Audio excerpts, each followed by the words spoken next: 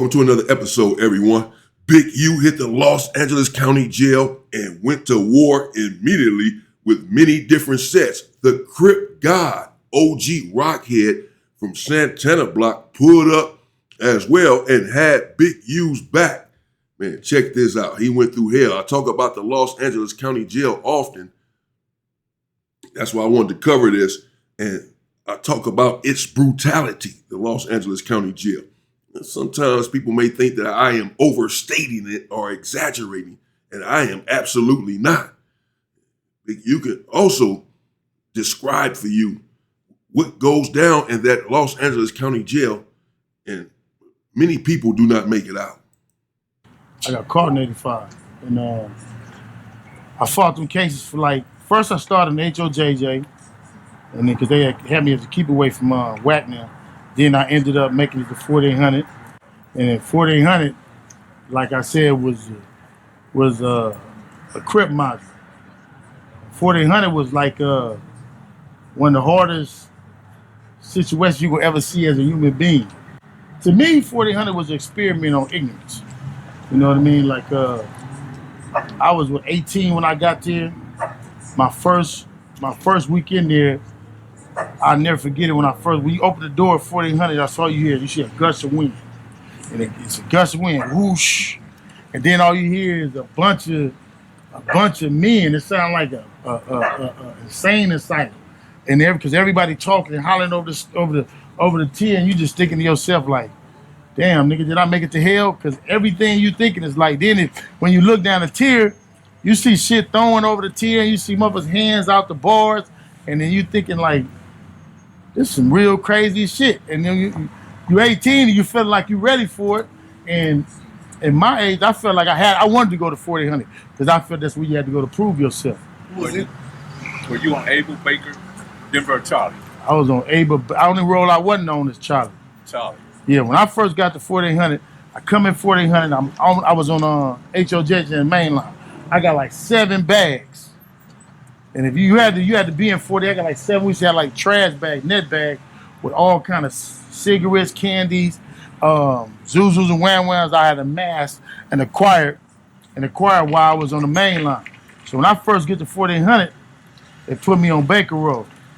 So the homies was on lockdown. They had just got through having a riot with the police. So they had a big ass riot with the sheriffs. So they had been on lockdown like 2 weeks. So cigarettes is going for maybe, one pack of cigarettes is probably going for like, what, 40, 50 bucks or something? I can't really remember the number.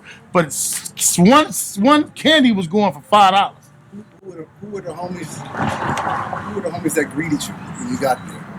Nobody, because I didn't tell nobody who I was. Because when I first get to 4800, right, we in the day room. And I'm bringing in my bags, and so the homies on the line is like, so the first person I see is Slowpoke. I get on him, and I see Hoover Sam. It's Hoover Sam, Slowpoke. You say Slowpoke, you talking about A-Tray Gangster? Yeah, A-Tray, me and him had word. And then I see Baby Gangster. Only one I really knew was Baby Gangster from Compton Crip. And so Baby Gangster, like, he immediately knew who I was. He like, bro, you got to go over on that side. I'm gonna tell them move you on that side, because you don't know where to go. When you first come in, the dudes, the tier tenders or whatever the porters, whatever we call back then, gotta say what side you gonna go on. Either you 60s, you from Hoover, you from whatever, and they gonna say this is where you go. So he told me I was going on Baker Road day room, so I went on Baker Road day room. So Hoover Sam, them all the porters and tier tenders lined up on the wall, because I'm the only nigga come in with bags. And he like, man, you want to sell some of that shit? Yeah, boy, that's a county jail. You come in with them bags, a bag of goodies, particularly you coming in on a lockdown, yeah, individuals are going to want to have at what you have inside of those bags. Perhaps they don't have much canteen inside of their cells because they've been on lockdown. Particularly, they're going at it with the sheriffs. They have them on a real lockdown. They're not letting them go to canteen or any of that. So dudes are in there hungry, starving for food, starving for the cigarettes or whatever. So you're going to better go in there and make money. But okay, so imagine then, Big U is 18 years old. He's skinny.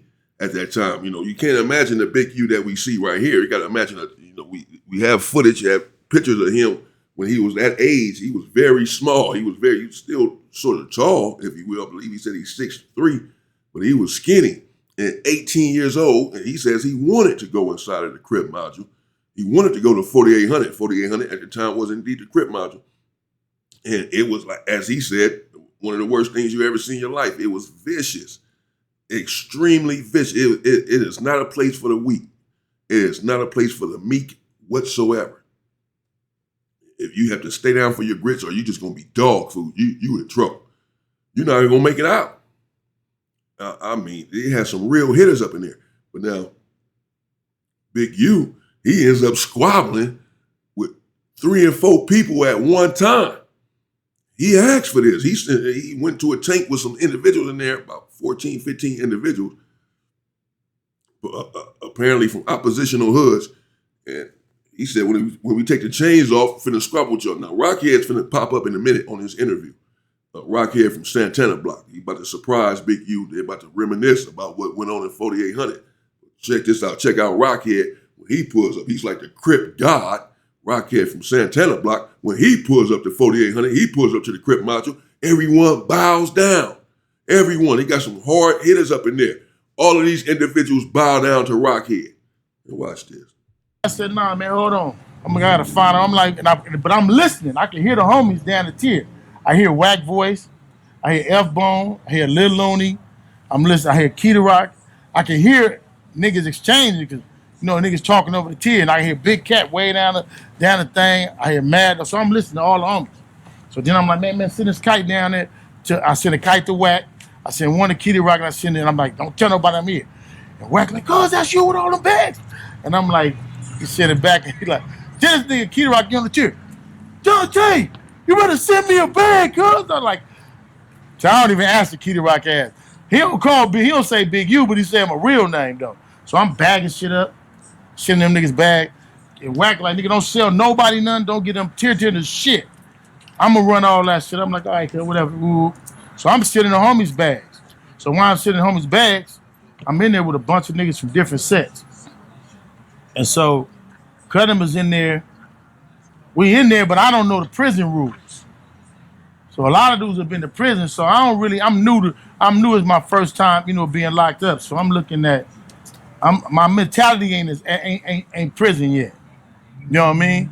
So I'm not cleaning up, throwing the trash, and then that's when Rockhead come in. Rockhead from Santana Block. And the homies all know who I am now. They done went to Child, they've been there 2 days. Rockhead come in. Rockhead, one morning, when Rockhead get there, it's like all these niggas just come from everywhere. All the Crip niggas. And they all like this nigga was God or somebody or something. And when we get in there, Rockhead get to making all these niggas in the tank start working out and exercising, busting down. And they looking at me, I'm like, nigga, I don't do none of that shit. And it was Rocky. I'm like, man, I don't know who this nigga is. You know what I'm saying? This nigga like this big. Like, I'm like, man, so the homies is like, Charles, I know you're not down there working out, but I ain't working out with none of these niggas. I know what these niggas are doing, right? You gotta remember I'm fresh. I don't know what CCO, Blue No, I don't know none of this shit. All I know is these niggas can't whoop me. Period. It's like 6, 7 of them niggas. They can't whoop me. That's not gonna happen.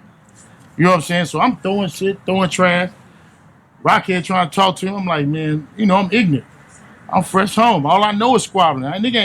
And I feel like I'm in my environment. You know what I mean? Like, you ain't gonna fuck with me with no knife. I don't care who you is. Thank you for bringing it. And them niggas had Rockhead had them niggas cleaning up. Did you understand why they were following Rockhead's lead? I didn't know none of that. I didn't have no clue who Rockhead was. No, but wasn't even. And Big U right there had mentioned, and when he said, I didn't know anything about the CCOs and the Blue Notes. These are prison gangs, if you will, for the Crips, if you will. I'm not going to get deep into that. He did not. I will not. But that's what he's making reference to when he said, I didn't know anything about that. So, he's saying that to say Rockhead may have been a member of one of these organizations and a head honcho from one of these organizations. Big U doesn't understand this. He doesn't understand why all of these Crip individuals are flocking to Rockhead when he comes in. These individuals, Rockhead is yay high, as we're about to see in a minute. He's about to pull up, as I said. They're going to reminisce some more about what was going on in the county jail. Big U also goes to the penitentiary. I'm going to do that in part 2. And he has some stuff going on in the penitentiary, talking about an individual getting stabbed up 80-something times. And he had some stuff going on as soon as he hit the yard. This is Kev Mack video. Shout out to my brother Kev Mack. This interview is from a few years ago, indeed, but I still want to cover it. I still want to see this myself, didn't see the whole thing. And just to go back a little bit in time about that Los Angeles County Jail and that very brutal Crip module. Again, it's some horror stories that went on in that county jail. And many people didn't survive, and even for those who did survive, they were never the same when they left there. You have to get down for your grits.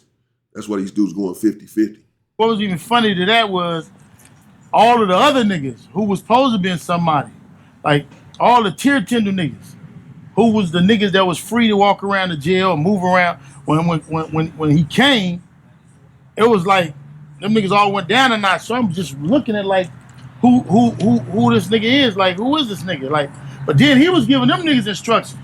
So he tell a story different. I tell a story. So anyway, make a long story short, I ended up beating up the niggas in the tank.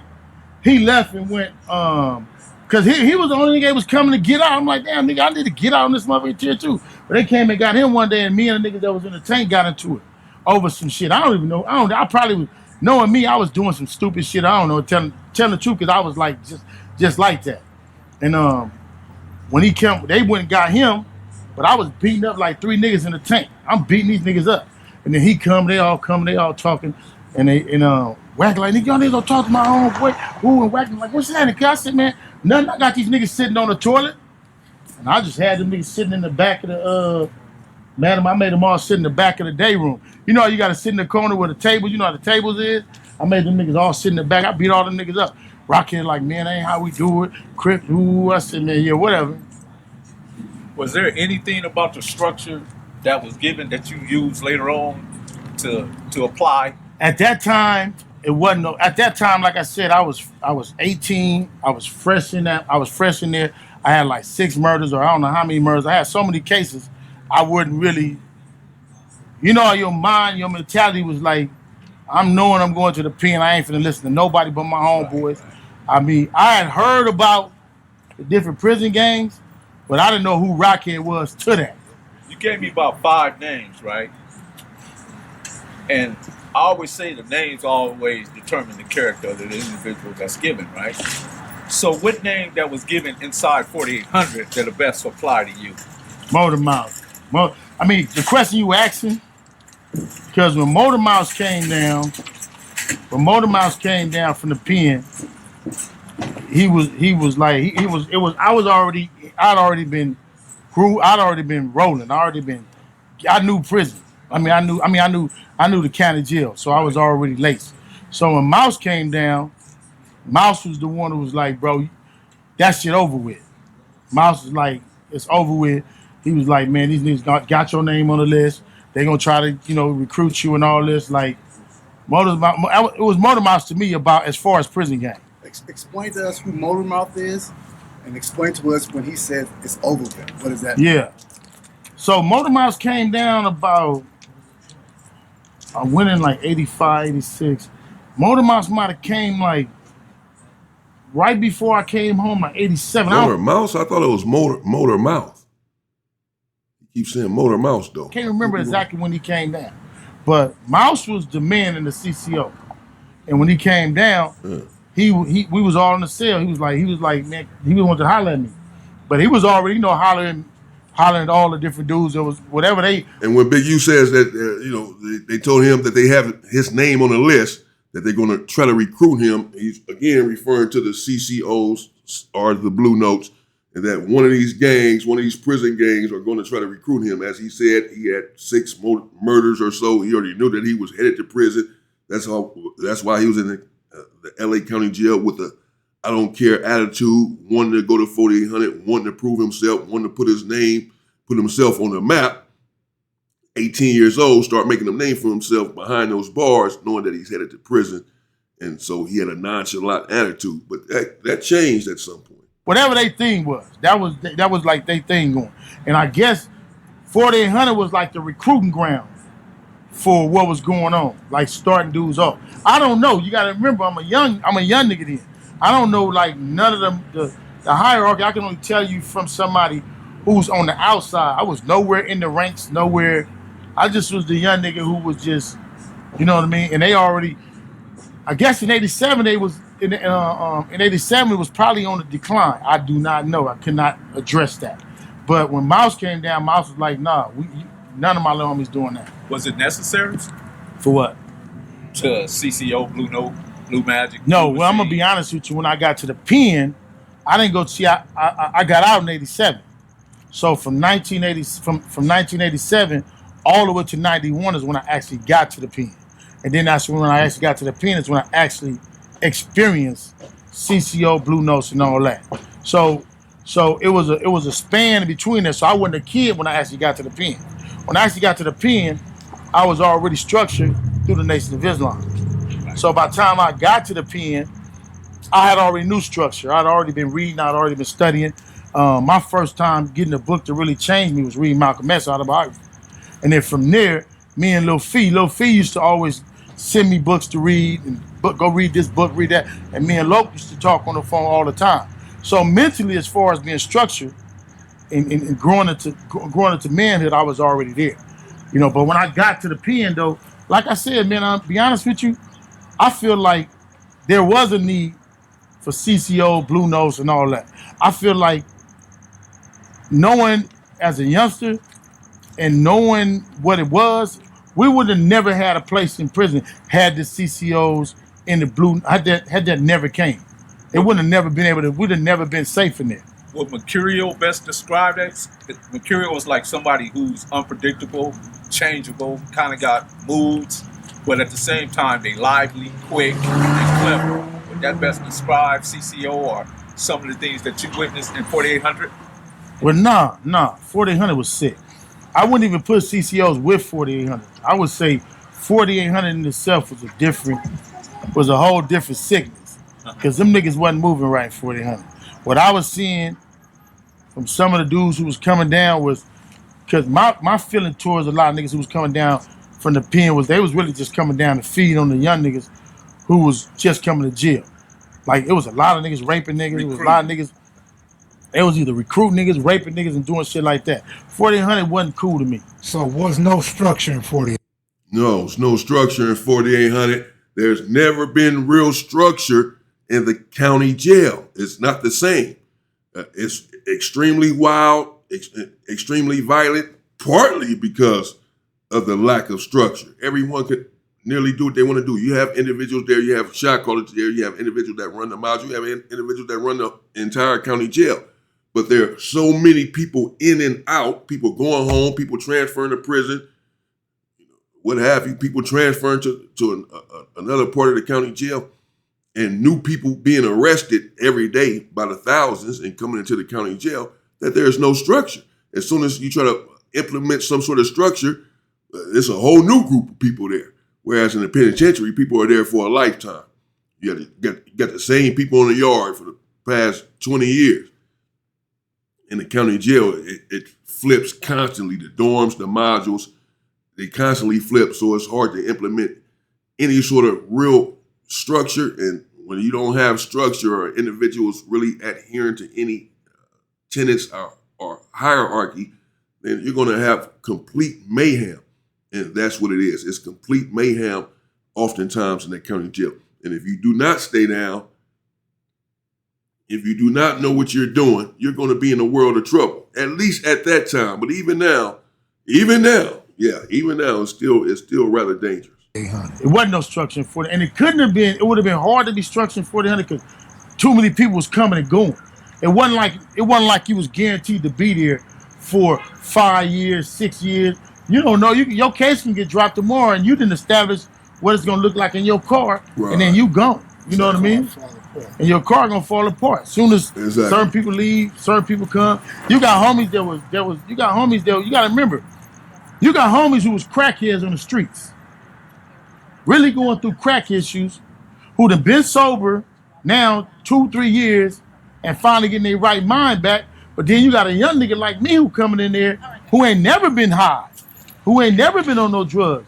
And you want to be able to tell me what to do. And that ain't how that gonna happen. Cause I know you. I know like, nigga, as soon as you go home, you gonna be back on this shit. Let me ask you something about 4800. When you were in there, did any wars ignite while you was in there? Any tribalism? What? Plenty.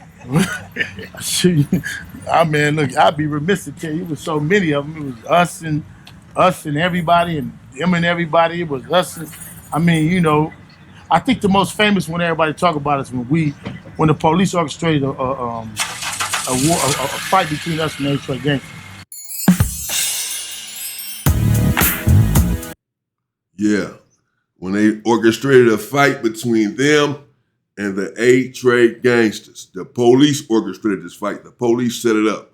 I know all about that situation, and they're asking him about the wars and the most vicious wars that he went through in the county jail. And the first one he goes to, the one that comes to mind, is the one between the Rolling 60s, the neighborhoods, and the A-Trade gangsters that the police had set up. That's what they do. The police set it up, and those individuals clashed, and it was crazy. He's going to get into that, I'm sure. I'm going to have to do a part 2 then, probably a part 3, because he goes to the penitentiary as well and gets into that situation with the Blue Nose and the CCOs that he keeps referencing to when he got to the penitentiary. And some things were going down in there, and he had some incidents in there when he hit the yard in prison, as we can imagine. But this is at the time Big U was up and coming, right? 18 years old in the vicious, infamous Los Angeles County Jail. And he wants to make a name for himself. As we just heard, he said this is where you prove yourself, not only in the county jail, but in 4800. You want to go to the most vicious module in the county jail. If you about that life, send me over there. Because as he said, he believed he can beat up everybody and no one can do anything with him with a knife or any of that. Just, a lot of being able to defend yourself or be strong. A lot of that is from a lot of that is just from your heart, and no matter what your size is. This is why he's saying Rockhead came in from Santana Block, and he was yay big, but everyone began to bow down to this individual Rockhead. He had him working out everything else, and these are we talking about some strong, vicious individuals in this module. This is 1986. We talking about this. But as he said, individuals are coming down from the penitentiary. They're taking advantage of individuals in there. These dudes that's coming from the penitentiary, they didn't went in there and got some structure in the penitentiary. They didn't went and seen what it really is. And now they coming down. They more advanced. They are way more advanced. So now they're coming down and preying upon the individuals who are just coming in from the street and hitting these modules in the county jail and taking advantage of them in one way or another, as Big U alluded to. All of this stuff was happening. But again, in part 2, we're going to see Rockhead from Santana Block, who he's referring to, the infamous Rockhead, pull up. He walks up right here, surprises Big U, and they hug and everything, and then begin to talk about what was going down in the LA County Jail in 4800. As Big U says, he has a different story than what Rockhead has about what happened. We're going to hear Rockhead's part of it as well. But Rockhead is an individual with immense respect. You know that because Big U defers to him even in his interview. He basically came and took the interview over somewhat, but another individual ends up coming up too that had just got out from doing 28 years, and Big U and Rockhead deferred to him. The type of individual clearly that you don't want to mess with, this other OG that had pulled up. We're going to get into all that in part 2. Shout out again to Big U. Shout out to Kev Mac. Big U also goes into a story about the feds and them trying to give him and his homies a RICO some years ago. And of course, we all know what his situation is right now. He goes into all that. I might have to just get into all that because this is pretty interesting to me, some of the things that he's went through in his life, because perhaps we can understand why people are how they are once we know and understand their past, because our past indeed shapes our future. It indeed shapes who we are today. And, never judge a man until you've walked a mile in his shoes at the end of the day. But Big U is clearly intelligent. He has some insightful things to say in this interview, the parts that I have seen. So again, I'll get into more of it as we go along. Let me know what you think in the comments so far. Just part one. This is part one. Because he's going to talk about getting up in that holding tank and squatting. When he just made reference to it, that he beat all these dudes up and made them sit down over there and this and that. He's going to get into that some more about who these dudes was that he took down by himself up in that tank. It's crazy. And get on your stuff. Get on your workout. You young individual and all that. Stop drinking that lean, sniffing that stuff, smoking that K2, drinking and all this, eating this foul-ass food at McDonald's and Jack in the Box and Taco, but this shit is foul. Poison. And then you get in the county jail and you can't do nothing. You can't defend yourself. You're not healthy. You're not strong. You in trouble. Your ass going 50-50 after being out here being a killer. What you want to do is stay out, period. Stay out of jail, stay out of situations that lead you to jail. That's first. Damn that jailhouse, man. If you have to do something, be smart. Do it on your time. Be smart and do it by yourself. Be smart. Be as smart as possible. Even then, you're risking your life. But don't